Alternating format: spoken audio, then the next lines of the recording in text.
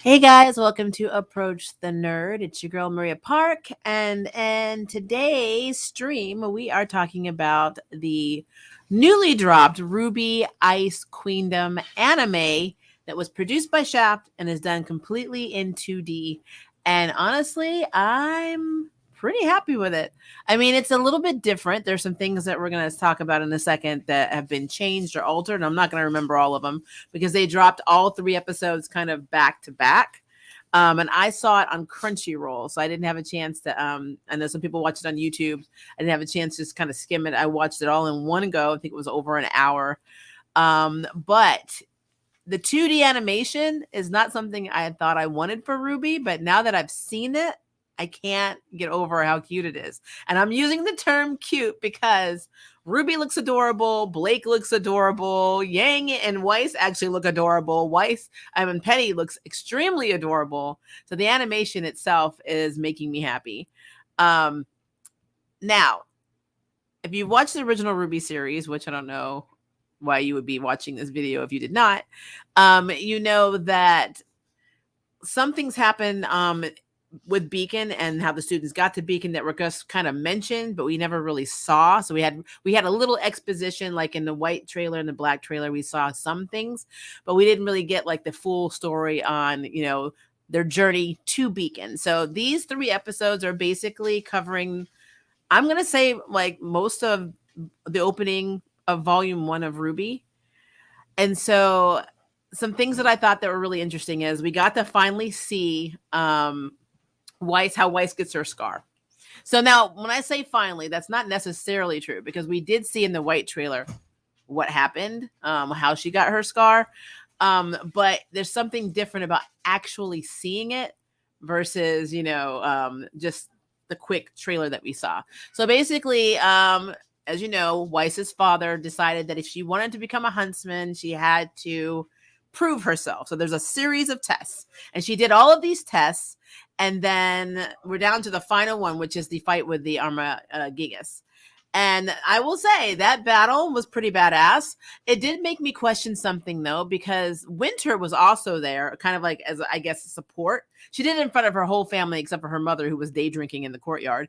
And, of course, Klein was there. But so you have Winter on one side, you have, her father and Whitley on another side.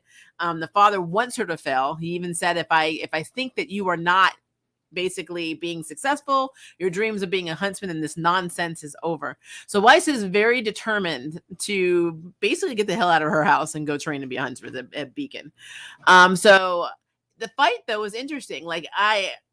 It makes me wonder how strong Aura is in this universe, because we know what it does in the original RWBY, but in this one, it does seem like Aura, as strong as it is, if you don't have it awakened enough, or it's not like it doesn't protect you as much, because Aura basically is the kind of like it's your soul. Basically, it's the manifestation of your soul, and whenever you have a semblance, you use Aura to basically kickstart or fuel it. And so Weiss seems to have pretty good control, but it does seem like it's almost like she has to charge herself.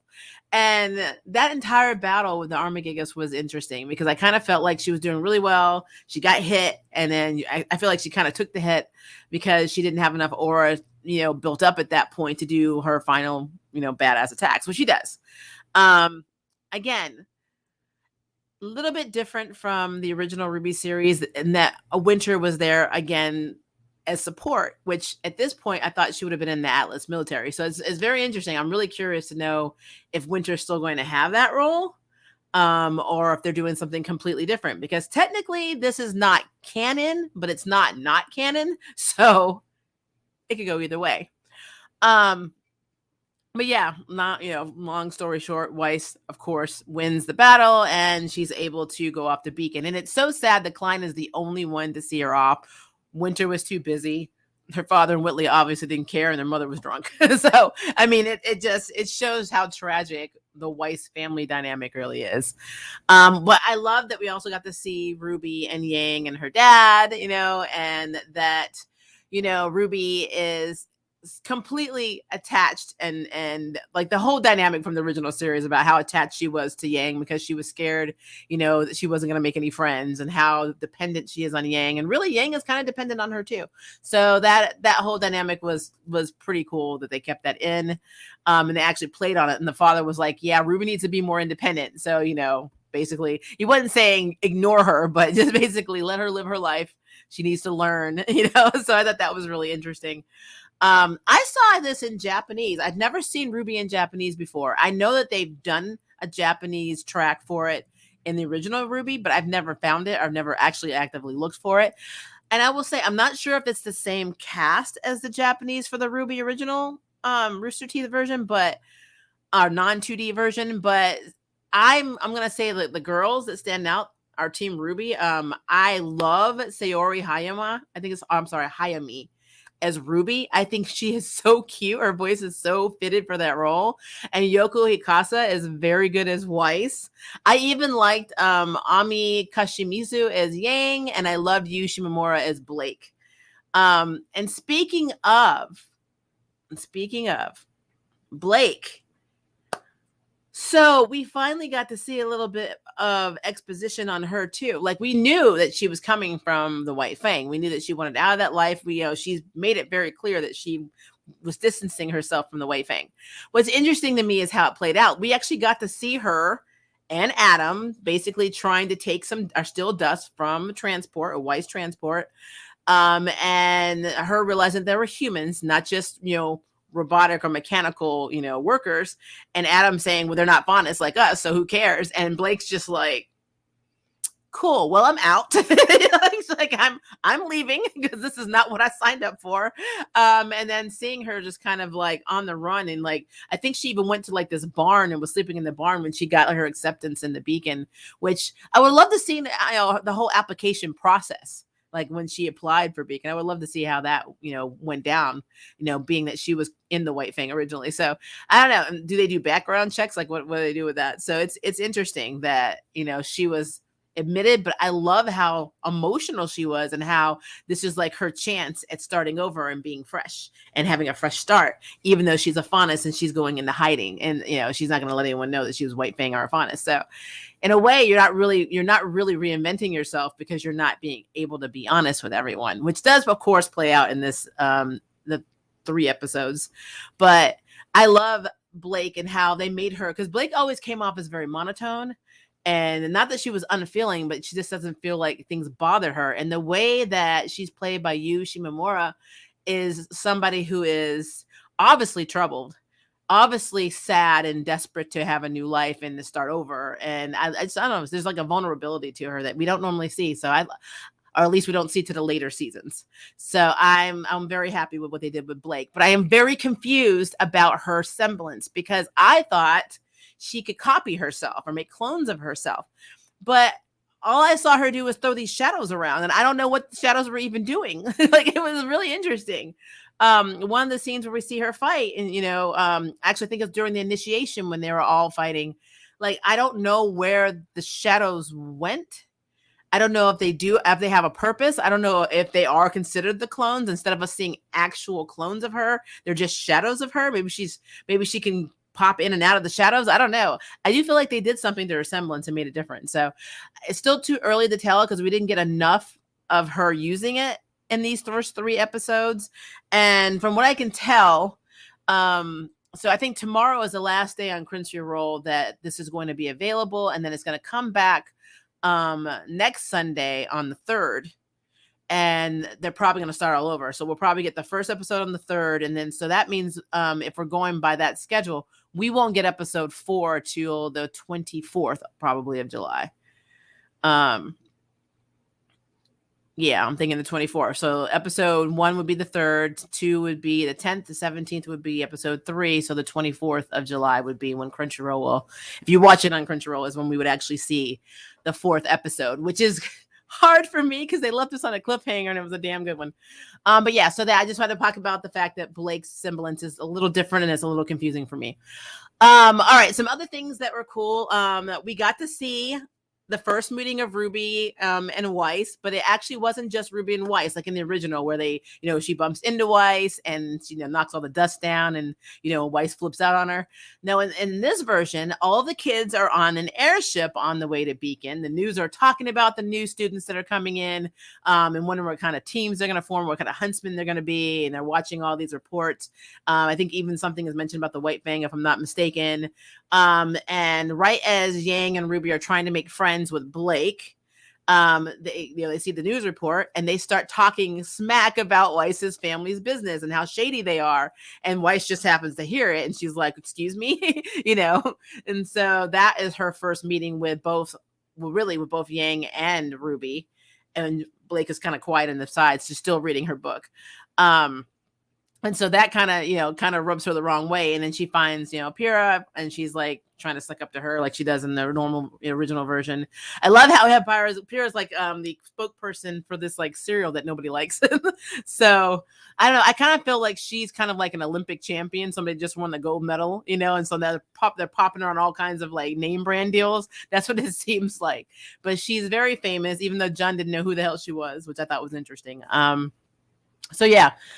That was the first meeting. So very different from the original. And still dealing with COVID, guys, so bear with me. So John is made to be a lot more developed in these 3 episodes. And what I mean by that is he does become developed. Like John becomes a very cool ass character. He's got leadership ability. But I feel like they kind of paced it very well in the original series. And to be fair, in the anime, you got to speed it up. But I got to say, Jun seems to have taken on some of his, more advanced characteristics very quickly.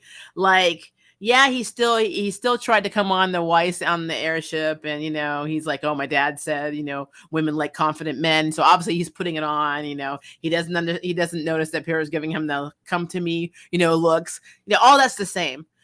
But when they all, are on the airship and they're being told they're going to have their first initiation trial to basically be thrown into their respective teams, which, by the way, them on those launching pads was effing hilarious. I love it. They're looking down. They're like just get launched in the air. But John goes from kind of hanging from a tree, like in the original RWBY, to like really taking command. And I'm not saying he didn't do that a little bit in the original one, but it was like the confidence of him was like, "I'm a leader. Let's do this." And like his, future team just follows him. So we have future team Juniper. They're just doing what he says. And like, I thought that was really cool, because if you looked at it, you would think that Pyra, it would actually be Pyra that was going to be the leader and not him. I always knew that Ren and Nora would be like the sides. They're the support team, support staff, support members, whatever. But yeah, Jun just kind of took the ball and went, and I thought that was really interesting that, they kind of fast tracked it. Again, this is a different and retelling version of RWBY. So that means the first 3 episodes seem to be the establishing, and then we're getting into the new content probably in episode 4, which makes sense because we got introduced to a new character, and the character's name is Shion Zayden, and they're called a nightmare hunter. Now, I want to know if this is a series of hunters or this just people that have this semblance, because a nightmare hunter basically, there are these specific types of Grimm that possess you and control your nightmares. And while they're controlling your nightmares, they're draining your aura, essentially killing you from the inside. And they're nightmare Grimms. And these nightmare hunters hunt them. Now, this is a completely original character. So when Shion first shows up, you have Osmond standing there and they're talking like they've known this person forever. And I'm just really curious about their backstory, because this is not someone we've ever seen in RWBY. But the whole thing is fascinating, and 2 people get affected during the initiation, and that is Jun and Weiss. And we know kind of that Weiss is affected a little bit earlier because we see that it makes markings on the back of their neck, but Jun gets hit harder first. And I think they explain it as he doesn't have an aura that's been really developed and unlocked. It's just starting to be unlocked now. So because of this kind of lack of an aura or control over aura, basically him being weaker, it hit him faster, but it was also easier to save him because there was not a lot that it could drain from him, which I thought was interesting. I thought that was very interesting. So another prerequisite for saving someone who has been, I guess, possessed by a nightmare Grimm is that the people have to care about you to be able to go in, or you'll reject them. So like his team was like, we'll go, but there was a chance that he was not going to let them, in to help him. And they did. So I thought that was interesting. I felt like, that shows how fast Team Juniper actually bonded as opposed to Team RWBY. But then this does pose another problem because so in this episode, Weiss has kind of been the standoffish one.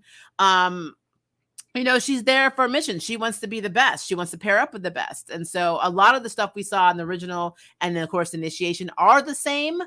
But at the same time, I kind of feel like RWBY and all of them are a lot more polished. Like their fighting styles are more polished. You don't have RWBY falling down. I mean, everybody's kind of got their own little badassness about them. So it was very interesting to watch. The fight was very interesting when they were fighting the Grimms during the Initiation and trying to get, their relics to take back or their whatever they were assigned to get.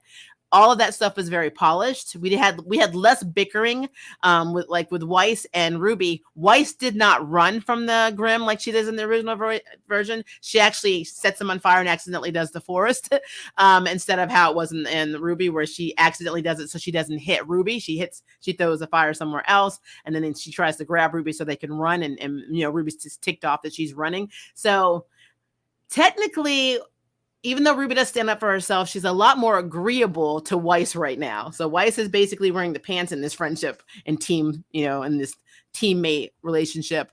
But RWBY is still kind of standing her own.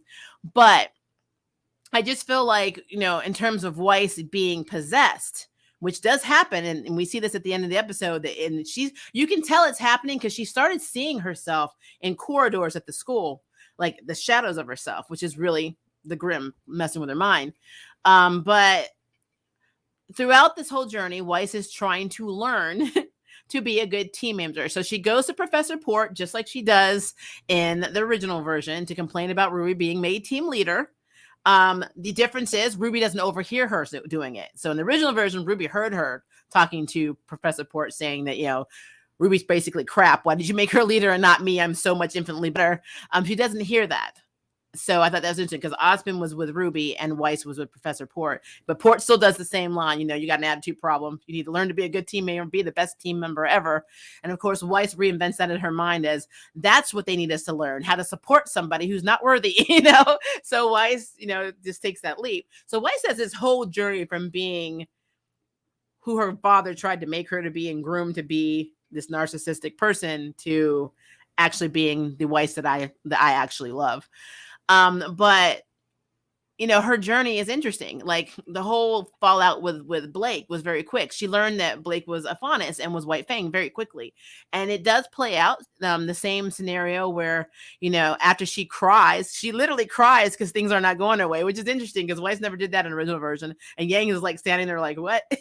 But Weiss has the whole moment with Blake saying, don't go to strangers, come to us when you want to talk about stuff. So it's almost, kind of, even though Team RWBY was going to kind of like break apart almost, or at least be at odds with each other, much to RWBY's dismay, and Yang's just kind of on the sideline. When Weiss did that, it kind of established that, yes, we are a team and we need to learn to be a team. Now, the problem is, the rules of the Nightmare Grimm is that when you are possessed, you have to let people in that you care about and that care about you. So I don't know if she's established that type of rapport with them to the point where she considers them friends and not just a means to the end of graduating and being the best. So she may be in trouble. And since Weiss's aura is so strong and, like her control over it is so strong, I feel like she's being hit harder, and I'm very curious to see what happens to somebody who's fully drained of aura, because I don't know if they're going to die. I don't know if they're going to be taken over like a mindless Grimm, but they become a Grimm themselves more than likely.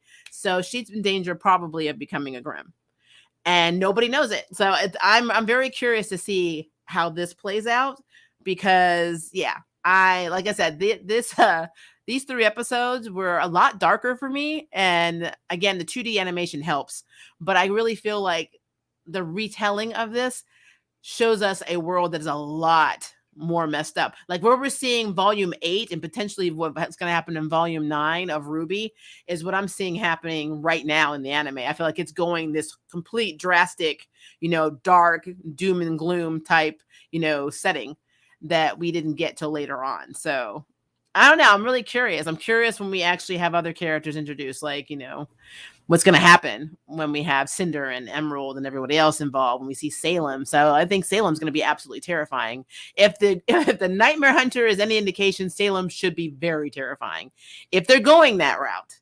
Because in the intro, they talked about how man came from dust and, the Grimm came to squash humanity down, and they found a hope in this one little crystal of dust, and they rose up and blah, blah, blah. Hence how the hunters, were born.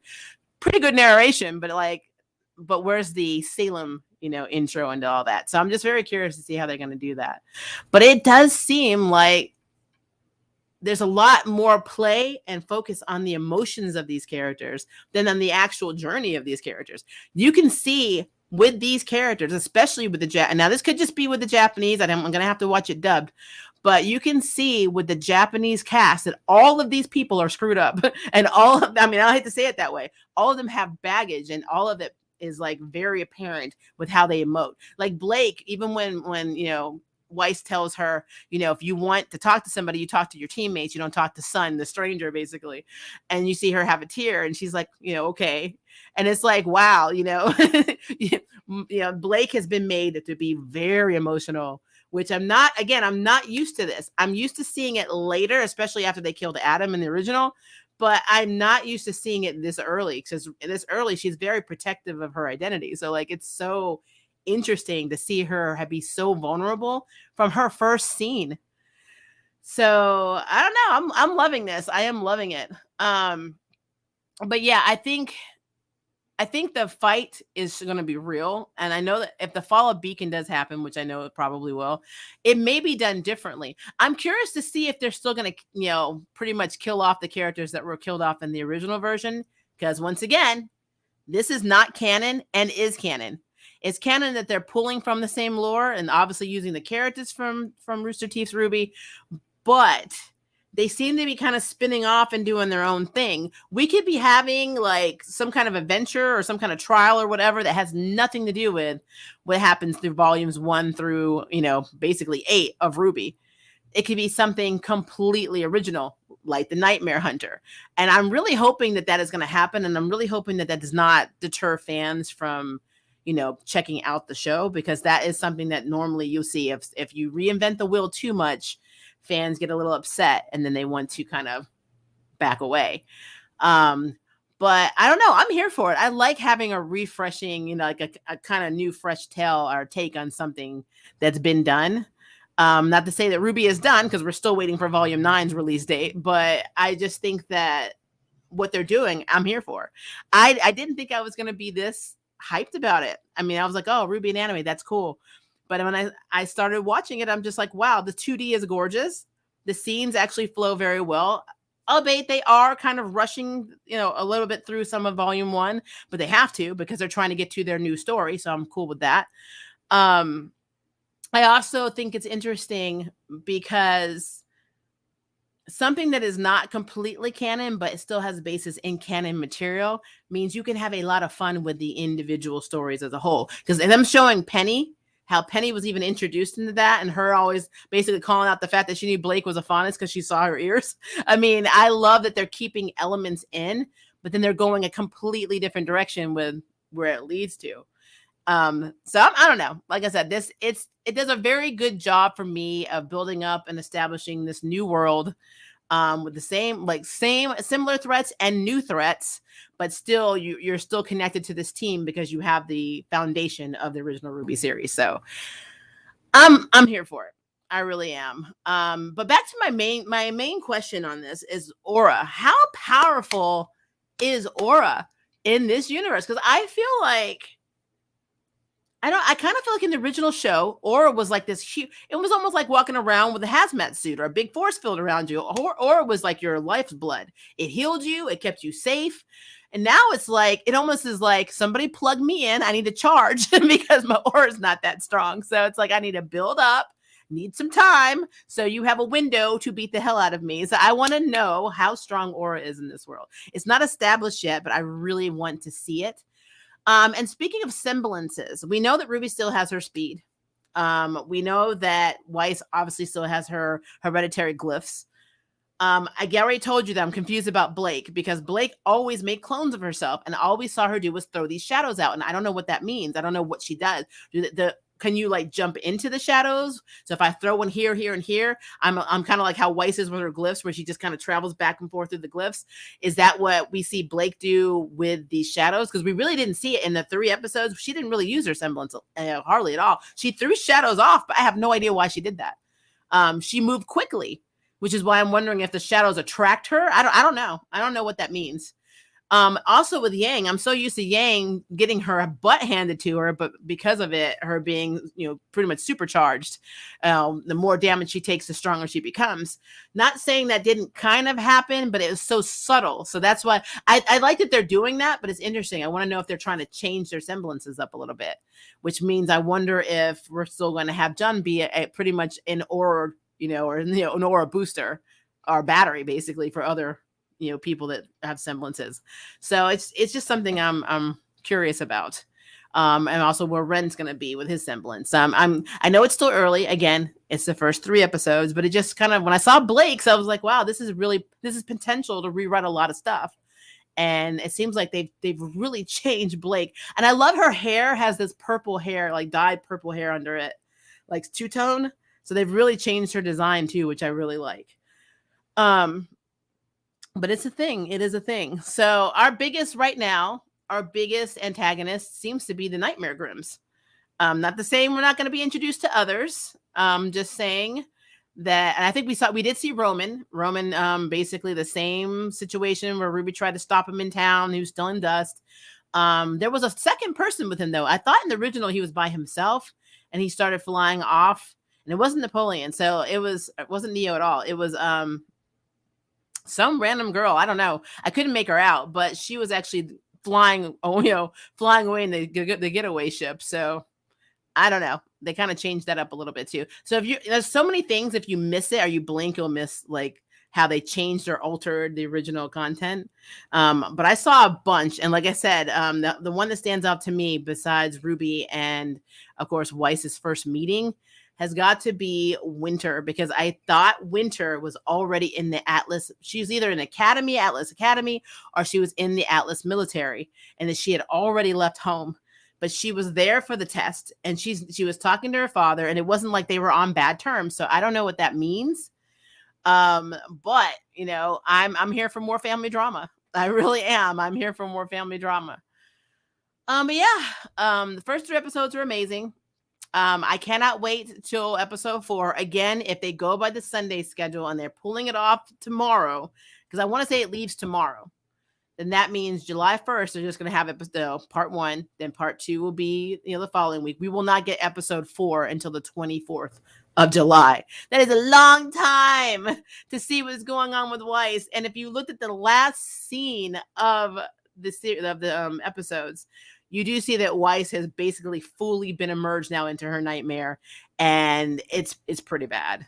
And I'm just hoping that she has a strong enough connection already with her team that she can, that she cares about them and it's not superficial, or they're not going to be able to help her. So I guess this is basically, she does hide her feelings. So this is basically her test to see just how much she cares about her teammates. Because if she doesn't, and it's all for show, they're not going to be able to enter her dreams, and they're not going to be able to save her. I love when they saved John. When his team saved him, he had a little footy pajamas with little bunny ears like Faunus. I thought that was very cute. So, but yeah, I'm just really curious to see how that plays out. All right, we're going to look at your comments. Hello, Godzilla. How are you? I say one hand, it's nice to see some new stuff, but at the same time, it doesn't really matter because we know what's coming. I mean, we don't really, though. That's the thing. That with the whole Nightmare Hunters, this is a whole other, realm of content that we've never had in the original series. So I think they tried to make clones, but they probably couldn't do it because of budget reasons, or they're just lazy. I'm just wondering if they made her powers different. Like instead of throwing clones, she's throwing shadows. and maybe the shadows do stuff. That's actually really cool. Shadow powers are very cool to me. Do they explain what the difference between semblance and dust? Not technically. I mean, they do talk about semblances being abilities that are inherited, or abilities that you have that are basically fueled by aura, and dust is just, I don't know, a substance that's used to be able to, I guess, fight Grimm and use. I think they can use dust in the modern world to do most things, but they don't go into a huge like explanation in the first 3 episodes on dust. So no, that's not to say that they're not. Again, I kind of feel like we're going to see a lot of stuff going on forward for episode 4. These 3 episodes were kind of like introduce the characters, introduce the problem, and then get to episode 4 where we actually take it and run, because episode 4 should be completely original to what we've seen in any of the RWBYs. So I mean, again, I'm excited. The episode was good, but I want to see Cinder versus Good Witch fight animated. We probably will. I love how Good Witch came out and was like, using her semblance on Roman's plane. Same way. It's basically the same, almost the same scene that you see in the original. It just looks so cool in 2D. It really did. I mean, everything looks so much better in 2D. Let's be frank. It just does. It's very similar, but few cuts and very advanced. Oh yes, Nightmare Hunters. But how do you feel about the 3 episodes? Again, I actually liked it. It was very engaging. I was not bored at all. And again, I love the fact that we got a lot of exposition before they became Beacon students. So we got to see everything up to, when they first got accepted. We got to see how Yang and RWBY have this, very close and very dependent relationship, because it always made it look like RWBY was just dependent on Yang, but Yang is very much dependent on RWBY too.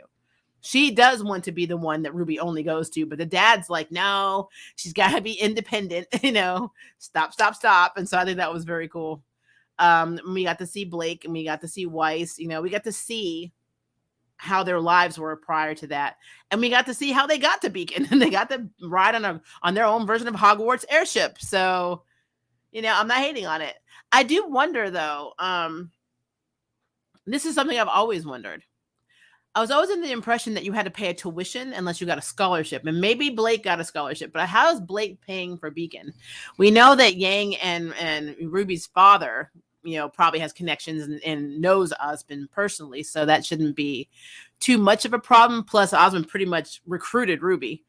Weiss's parents, our father, reluctantly is paying for her because she passed the test, and he has to save face by not going back on his word, even though he's an a-hole. But how is Blake paying for it? Did they give her a scholarship? And then if they did, then why? So I've always wondered that, but that's always in my mind, I guess, because I'm always paying bills. I'm like, how do you pay for these things? You're on the run. You left the White Fang. You don't really have anything. You're sleeping in a barn, and then you get accepted. So how are you paying? Is it a free ride when you're accepted? I've always wondered. It's just something I've always wondered about. I like how the original did it. RWBY needed to work with Weiss instead of charging solo, and Weiss being less stuck up. Yeah, I will say they didn't fight as much, and I will say that Weiss did just take her on as one of her teammates willingly when she saw Jun, and that scene is very similar to the original, but it was more like, let's just do this, It was almost like a laziness factor. As long as I get to be with her, then I don't care if I'm with you too, and I'm just like, okay, that's interesting. The Ice Queen does show emotion. I know. She was crying. Weiss was like, I don't know what to do. It's like, nothing's going my way. And Yang's like, what in the hell is happening right now? Are you crying? Well, I really like that scene. Sounds like quite a wild ride. It is. It is a very wild ride. I want to say that they actually have this on YouTube. Somebody said they posted it on YouTube, the first 3 episodes. So if you have not had a chance to watch it, you may be able to find that on YouTube. If I find it, I will put it in the description. So I will look for it when the stream's over. But I don't know. It should only be on till tomorrow. And then, of course, it's going to go to the respective streaming sites. So Rooster Teeth will have it, obviously. And then I saw it through Crunchyroll. So it's a thing. And honestly, I'm quite happy the anime is doing its own thing. Me too. I hate when we read. I'm a big fan of original content. Don't get me wrong. We see this in comic books. And I know we kind of have a little bit of hypocrisy because we'll see things that happen in DCU or MCU with some of our favorite comic characters. And we're like, why? Why are you doing this? And we should follow the rules of, yes, we want you to do your own thing to keep it fresh. I guess the difference with this is that RWBY didn't start off as a graphic novel or comic book. It started off as a web series. So you already got the video telling of what it was supposed to be. And now this is just taking it and upgrading it a little bit. In my mind, it's an upgrade. Some people may not agree with that. But with a comic book, it's kind of like, can't you at least tell their origin story the way it actually happened and then make changes? Do one round where it's completely accurate and then do what you want to do after that. So, it's a thing. I guess we all have that little bias inside of us.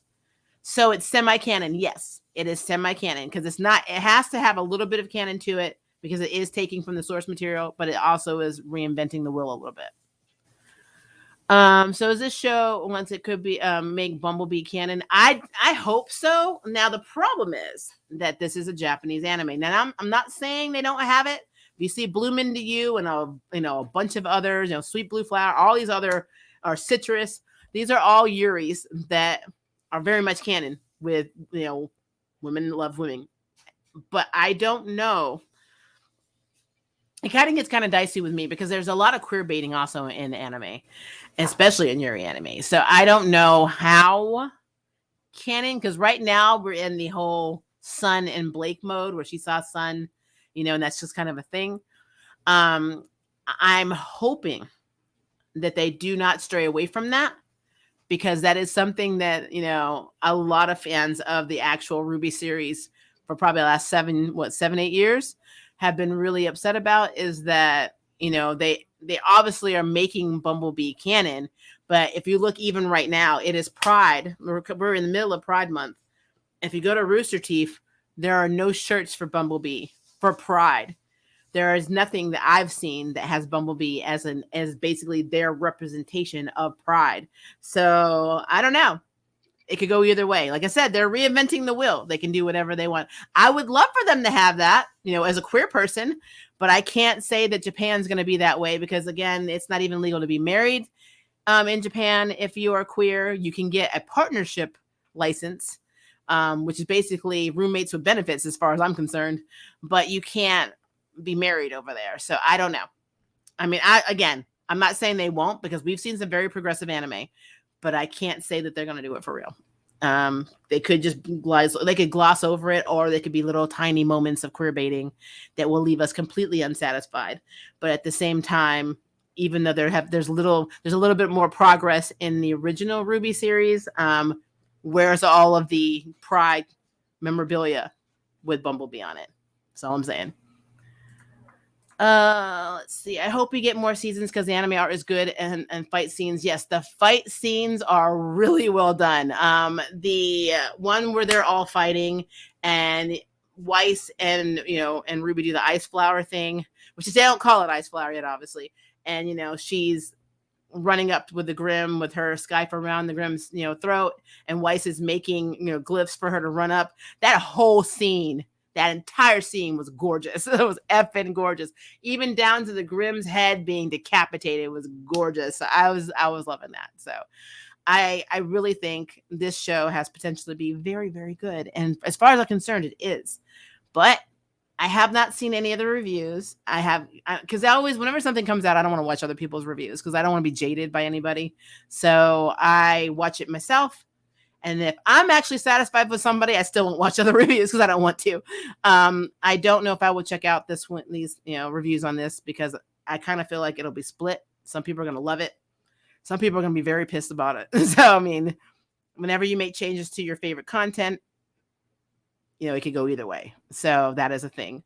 But for as far as I'm concerned, I think it's a really good retelling, honestly. Maybe we'll see more new characters and see new fight scenes at tournaments, but I doubt we will in season 1, maybe in future seasons. You never know. I mean, like I said, the whole Nightmare, the Nightmare Hunter and the Nightmare Grim, that's all original.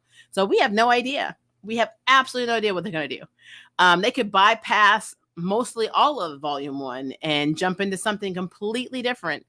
And again, because they've said themselves, it is not canon and it is canon. So I like that term, semi-canon. It's semi-canon. So they can do whatever the hell they want. Hell, they can put our girls in space, and they can do what they want. And I'm not hating it because it's like reading a fanfic and then reading another fanfic that's completely different, but is also just as engaging with the same characters. That's what this is like. This is a new fanfic for the show, and I'm not hating on it. I'm really not. I'm trying to see if there's any final thoughts that I had, because again, I do want to know. I want them to expand more on Aura, and I guess I do need to know how Dust works now in this world, because I feel like things are just different. I don't know why. I just feel like it's a little different.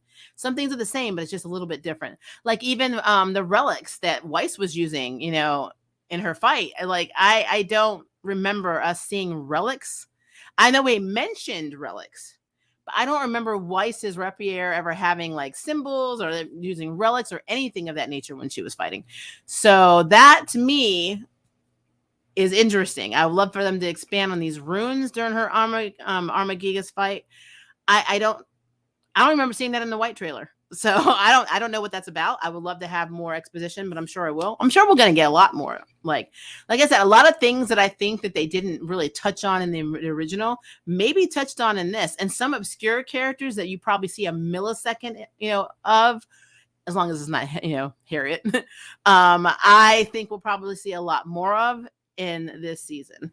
But I will say, having the whole nightmare hunter thing gives a new twist on what's going on with Ospen, because I'm so used to Oscar talking to himself with Ospen in his head, and now we have the threat of these people actually having a whole other perspective of themselves and seeing themselves and talking to themselves and themselves saying things like, you're really not that great. Or like Weiss's case, oh, can you really tell that you're like lying? I mean, you hide your feelings well, but you really can't forgive Blake for being in the White Fang and blah, blah, blah. It's like this whole like derogative stuff that keeps coming out of their own mouths and their own shadow selves, which is very interesting.